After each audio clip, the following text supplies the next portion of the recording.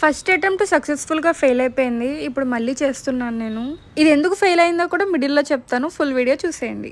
First 1 table spoon butter తీసుకుని pan మీద వేసుకొని దీన్ని మెల్ట్ అవనివ్వాలి.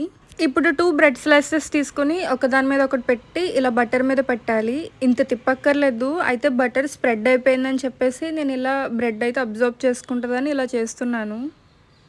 ఇప్పుడు పైన బ్రెడ్ మీద కూడా ఒక స్పూన్ బటర్ వేసుకోవాలి. ఈ రెసిపీ అంతా కూడా మీడియం ఫ్లేమ్లోనే చేయాలి, లేకపోతే బ్రెడ్ మాడిపోతుంది. ఈలోగా కిందున్న బ్రెడ్ రోస్ట్ అయిపోయి ఉంటుంది కాబట్టి ఇప్పుడు ఫ్లిప్ చేసుకోవాలి. ఇలా రోస్ట్ అయితే సరిపోతుంది. ఇంతకన్నా ఎక్కువ అయితే నెక్స్ట్ స్టెప్కి బ్రెడ్ అనేది మాడిపోతుంది కాబట్టి కొంచెం చూసుకుంటూ చేయాలి.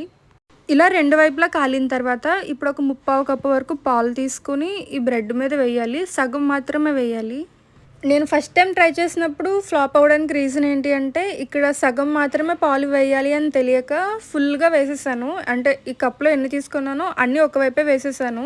అలా వేయడం వల్ల బ్రెడ్ మొత్తం నానిపోయినట్టు అయిపోయి తర్వాత మళ్ళీ ఫ్లిప్ చేయడానికి అవ్వలేదు. దానివల్ల సరిగ్గా ప్రిపేర్ అవ్వలేదు.